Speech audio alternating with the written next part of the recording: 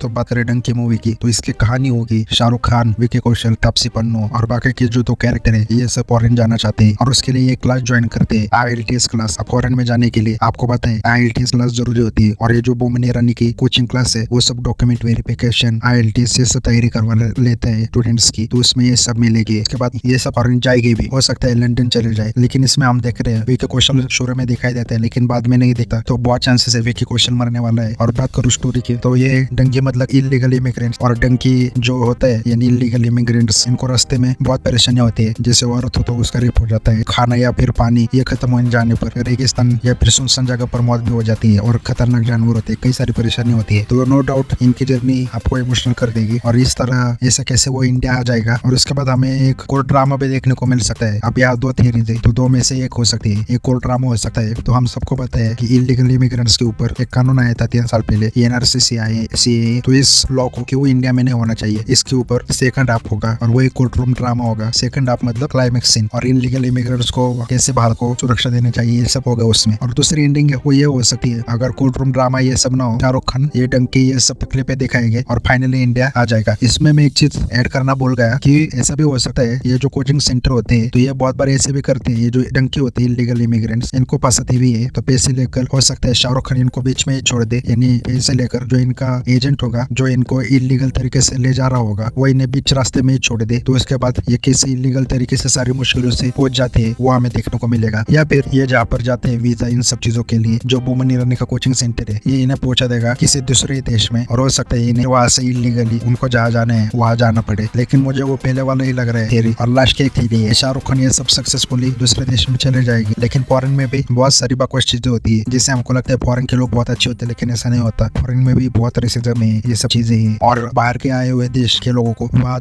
बहुत बार रेसिज्म का सामना करना पड़ता है। हो सकता है शाहरुख खान ये सब फेस करे और उन्हें अपने देश वापस आना होगा, लेकिन बीच में प्रॉब्लम हो जाएगी वीजा की या फिर पासपोर्ट, ये सब कुछ बड़ी प्रॉब्लम हो जाएगी शायद। ये पूरी बकवास थियरी लग रही है मुझे, लेकिन मैंने इसे कहीं पर सुना था, तो हो सकता है किसी प्रॉब्लम के चलते वो देश में इंडिया में आना चाहता हो और फिर वही वो इलीगल तरीका बचते उसके पास और वो किसी तरह आ जाता है इंडिया में। ये थियरी मुझे बकवास लगती है। ज्यादातर मुझे जो पहली कहानी है मैंने बताया कि बोमन ईरानी के कोचिंग सेंटर से ट्रेनिंग लेगी और फॉरेन जाएगी वही, और फिर वो लॉ के खिलाफ वो जंग लड़ेगी, ऐसी कुछ कहानी होगी, ऐसे मुझे लग रहा है ज्यादातर। बाकी आपकी क्या थियरी है कमेंट कर जरूर बताना।